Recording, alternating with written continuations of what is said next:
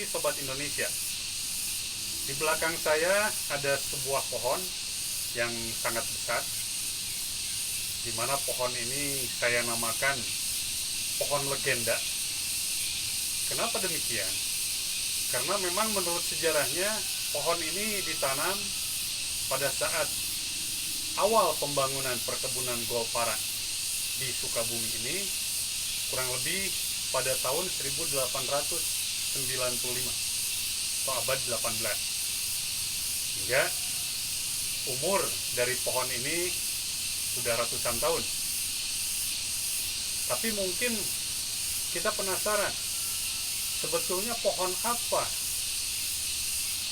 yang ditanam pada saat itu, atau pohon apa pohon legenda ini? Saya membuka buku tentang pohon kayu.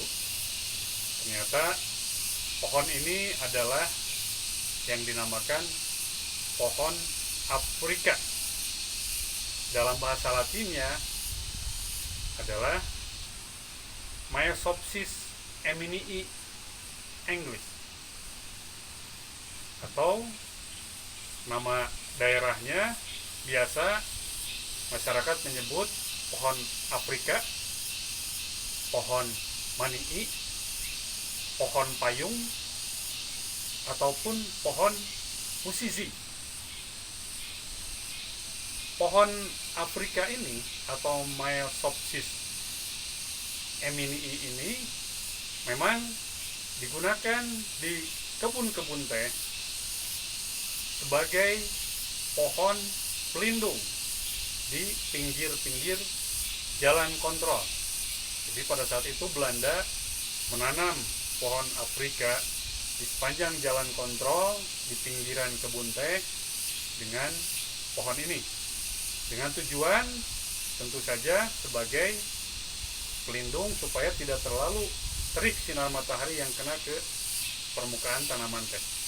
Selain itu juga mengingat perakaran yang sangat banyak dan tersebar, kelihatannya pohon ini juga berfungsi sebagai pohon untuk konservasi, untuk pengawetan tanah atau mencegah terjadinya longsor.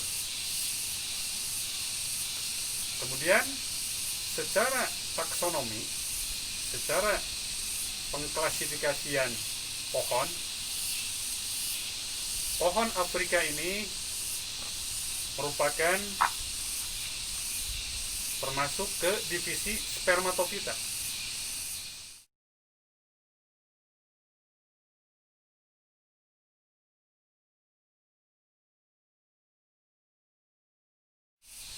Saya sudah dibuatkan oleh anak saya suatu tulisan dan ilustrasi yang mungkin akan cukup membantu bagi kita semua untuk mengenal lebih jauh pohon Afrika ini atau pohon legenda yang ada di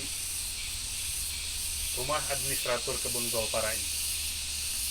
Jadi pohon Afrika ini divisinya merupakan divisi Spermatophyta, kelasnya Angiospermae, subkelasnya Dicotyledon. Dicotyledon ini berarti dia mempunyai biji yang dua.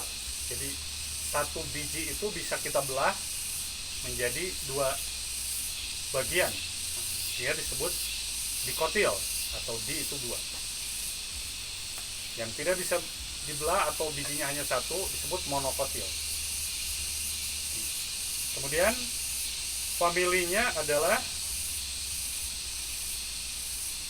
Rhamnosae, genus Maiopsis, dan spesies Maiopsis eminii English. Kegunaan dari pohon Afrika ini sangat banyak, selain yang tadi sudah saya sampaikan sebagai alat konservasi untuk mencegah longsor tanah, kemudian juga menjadi penyubur tanah. Karena kenapa? Karena bisa kita lihat di bawah tajuk pohon Afrika ini banyak berguguran daun-daun pohon tersebut, yang mana tentu itu merupakan bahan organik yang akan membantu menyuburkan tanah. Di masyarakat, daun pohon Afrika ini juga biasa digunakan sebagai daun untuk membantu melakukan pemeraman kepada buah-buahan, terutama pisang. Jadi mereka memasukkan pisang ke dalam karung atau ke dalam peti, kemudian ditutupi dengan dengan daun pohon Afrika ini. Selama 5-7 hari biasanya pisang sudah matang. Tidak perlu menggunakan karbit, tapi cukup menggunakan daun pohon Afrika ini untuk mematangkan pohon pisang atau memeram pohon pisang. Tetapi yang sangat disayangkan juga di beberapa daerah, daun pohon Afrika ini juga selalu digunakan atau bisa digunakan sebagai pakan ternak, baik itu domba ataupun sapi.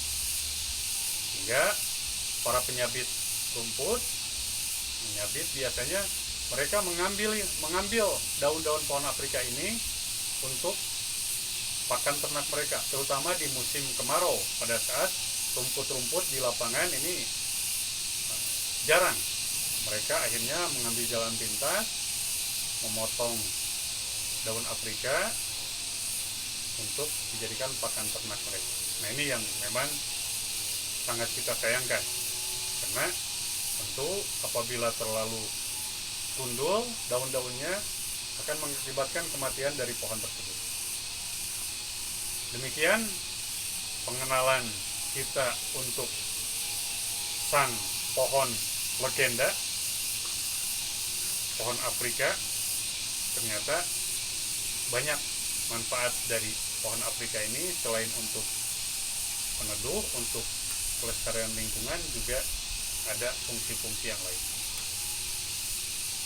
Demikian Sobat Indonesia, salam lestari.